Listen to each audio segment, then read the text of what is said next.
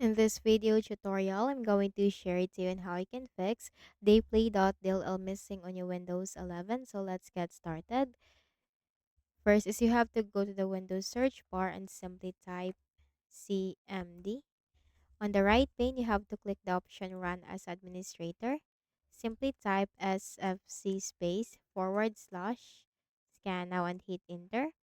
The system scan will begin, so simply wait for the process to be 100% completed. And once this is 100% completed, type exit in the command prompt window. And then you have to make a right click at the start button, shut down or sign out and restart. The next thing is you have to check your system type. So go to the Windows search bar and type system info.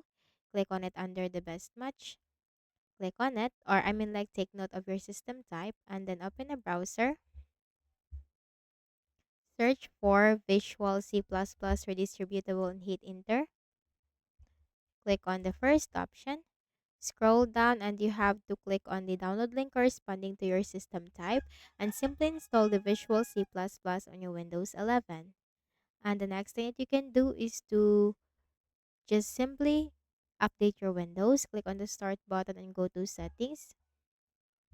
From the list of options on the left pane, click on Windows Update and click the button right here to check for download and install the latest updates that your Windows 11 needs. So that's it, and I hope this video helped you. Kindly please do not forget to hit the like button and subscribe to this YouTube channel. Thank you for watching the video.